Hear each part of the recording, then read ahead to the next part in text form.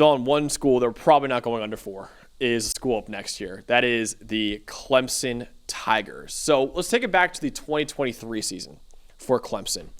It was the first time that Clemson did not win 10 games in a year since 2010. Because of that, Clemson entered 2024 with their lowest preseason ranking in the AP poll in a decade, at number 14 in the preseason AP poll. They got back on track last year, though. They won their 8th ACC title over the last 10 years, and they clinched their 7th college football playoff spot, too. And Dalton, this team brought back almost everyone from last year's team, too. They are the clear favorite to win the ACC right now, and in my opinion, one of the top contenders to win the national championship.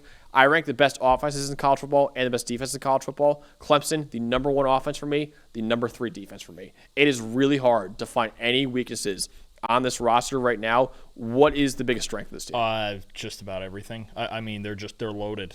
16 of their top 20 most valuable players coming back. Starting quarterback, I believe their entire offensive line, correct? I believe so, yeah. Not, I think it's their entire offensive line. Like 5 of the top 6, yeah. Yeah. Top 3 receivers. Insanely good defensive line. I mean, you're really looking at a team that made the playoff last year. First of all, they were not supposed to win the ACC last year. They did it anyway. Really, the only big names that they're losing off of last year's team are Phil Maffa, R.J. Mickens, and Barrett Carter. That's it. Everybody else. It was such a young football team last year. The number of true freshmen and true sophomores that were making major contributions and starting roles for this team. You look at them now, and the way that they competed, even in the playoff game at Texas.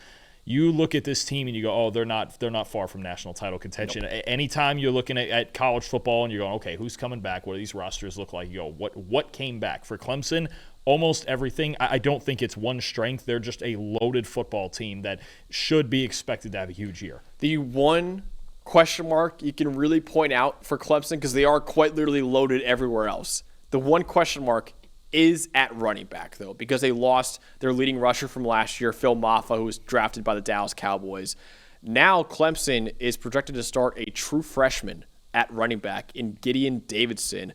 Gideon Davidson was the number 4 running back coming out of high school in the 2025 class, but you're banking on him being immediately ready to be a starting caliber player on this offense next year. That is the one question mark for Clemson, is the running back position. You have a true freshman starting. Even though he's a top 5 running back coming out of high school, it's still a true freshman starting next year for Clemson. But Dawn, when you have a passing attack that could be as good as Clemson's, with, in our opinion, the best quarterback in college football in Cade Klubnik, a weakness at running back isn't going to be that bad, probably. Yeah, arguably the most improved quarterback in college football last year, certainly on the short list, if not the most improved. And I think the biggest thing, in a similar way on the NFL show, I've talked about Bryce Young just going out there and letting it rip the second half of last year for Carolina. After the Georgia game last year, Cade Klubnik came out and he just let it rip. He said, I'm going to throw it downfield and you're not going to stop me from doing it. He throws vertical balls just beautifully, man. I mean, you're talking about a guy who, look, only 4 quarterbacks in the country were in the top 15 in passing grade, in the intermediate and in the deep range, right? 10 and 19 and then 20 plus. Cam Ward, Shedeur Sanders, Dillon Gabriel, Cade Klubnik, right? 3 of those guys got drafted. Cade Klubnik remains. He's arguably the best vertical passer in college football right now, and he led the nation in passing grade under pressure. There's a certain toughness that he played with last year in big moments. You think about against SMU, against Pitt at the end of the game in a tough defensive game, even against Texas when he made, 4 or 5 big-time throws against the best secondary in the country. This is a guy who is not afraid to attack downfield vertically, and he shouldn't be afraid with this stacked group of receivers that he has on the outside. I think the biggest thing is just sometimes the footwork and the accuracy a bit on shorter throws and some of the easier throws in the offense that I think he can still get better with as long as he improves his footwork. He was outside the top 40 in adjusted completion rate and uncatchable pass rate overall. So I think there's a little bit more to go for Klubnik when it comes to fixing his footwork and some of the fundamental throws. But when you talk about the combination of his vertical passing, his mobility, his toughness when he's taking hits inside or outside the pocket, I think he's got, again, small things to work on. Don't stare down your first read too long.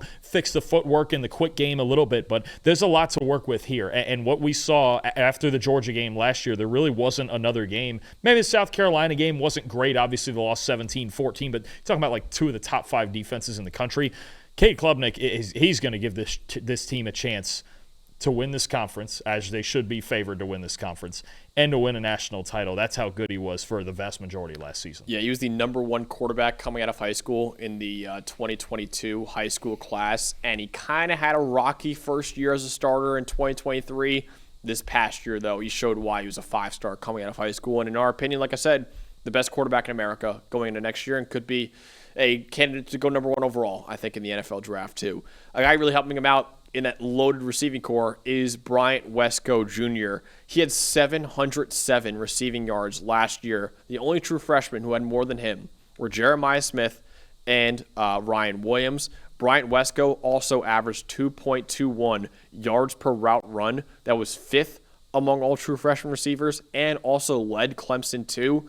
He really showed off his upside a lot in that ACC title game against SMU. He caught 8 passes for 142 yards and 2 touchdowns in that game. So Clemson's got an outstanding receiving core. We could have gone with Antonio Williams here too, who's a great receiver. Could be a first-round pick at wide receiver, but as good as Wesco was in his true freshman year, we want to spotlight him here. Boy, we've talked about this 2027 receiver class a lot. That receiver draft class, that's going to be something else with Jeremiah and Ryan Williams, but Brian Wesco is right on that list too. And you look at, he's just one of just 3 guys that we're going to talk about all year for Clemson, but man, oh man, does Cade Klubnik have a lot to work with on the outside. So a guy in the 2027 draft that could be a top pick, Dalton, but a guy who could be a top 5 pick in the 2026 draft. Our number 3 player in college football is Peter Woods. So many defensive players to pick from, actually, until the last minute. I really wasn't sure if we were going to go with Peter Woods or TJ Parker. Both Woods, top 10 players for us. Absolutely. Yeah. I mean, it just shows you how loaded this Clemson defense is to narrow it down to Peter Woods, just a monster. I mean, he's one of the best run defenders in the country. He's still improving as a pass rusher, and he's already very good at that.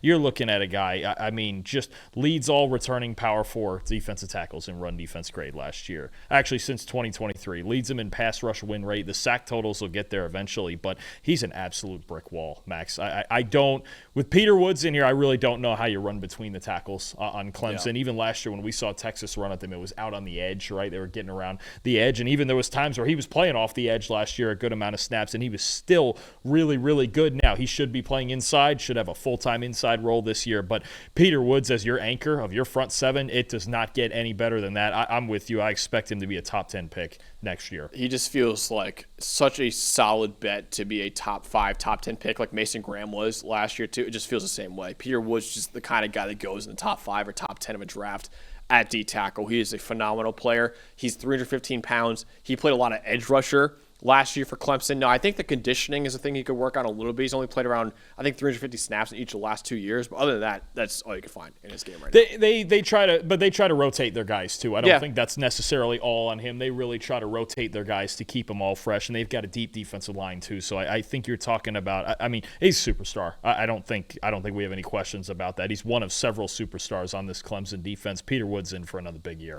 Win total, Dalton, 9.5. For Clemson. I'll say it right now, that is one of the hardest overs I think I've had so far. If they don't win 10 games, it's a massive disappointment. It should have been 10.5. Probably. Yeah. The only reason it's not is because they do have LSU. They're at South Carolina later in the year, and they lost to them last year. You do have, but even that's 10-2. Right, you have a rematch with Louisville at Louisville. SMU is coming to Clemson, but I just look at they have to. I look at this team.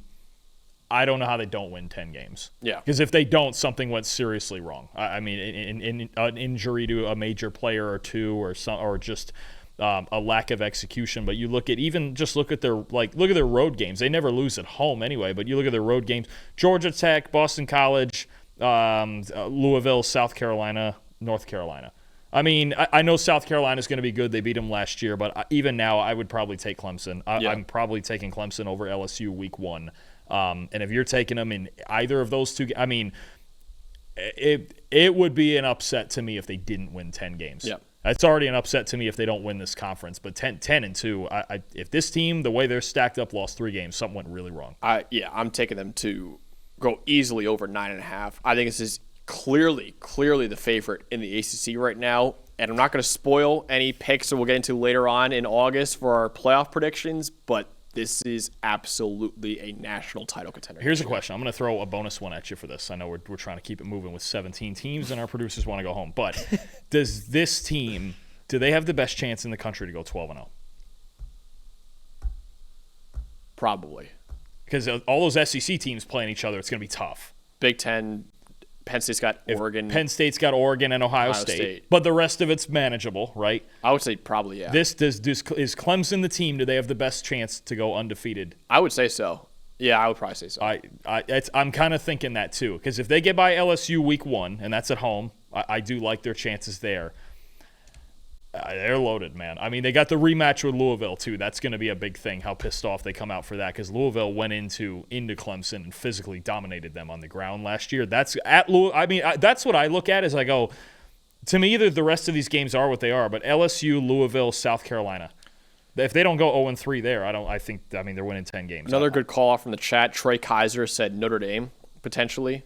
Notre Dame's got a relatively okay schedule. It's not that hard. Yeah, but they got the ACC. Some of the got ACC. At Miami, week 1. A&M is tough. A&M. The only thing with Notre Dame, and that's a great call out, I think the only thing with Notre Dame is the inexperience at quarterback. Yeah. I don't have Cade Klubnik at Notre Dame. I'm going to have Carr or Minchie or however that's going to go. And they've got early tough games. A&M and Miami are 2 of their first 3 games or 2 of their first 4 games, I think. Their first 2 games. Those are the first 2 games. So you've got whoever the new quarterback is getting Miami. It's going to be tough. If they get by those 2, then I think you're absolutely right with Notre Dame. It's just having a Cade Klubnik and having a brand new, you know what you got, and having Clemson. A brand new starter. Yeah, I think that would be the one thing where I'd still lean in on Clemson. But if you think they're beating LSU and you think they're beating South Carolina, I think you're feeling like Clemson's going undefeated. Yeah, I think there's a great chance Dabo Swinney wins his 3rd national title in his career at Clemson this year. I'm not going to spoil any picks just yet, but Clemson is absolutely a national title contender in 2025 and the clear favorite in the ACC. Hey, thanks for watching another episode of the PFF College Football Show. Please make sure you guys subscribe to the channel. Also, subscribe to PFF Plus at subscribe.pff.com for all of the same data and grades that we use in our show, plus fantasy tools, betting tools, and our mock draft simulator.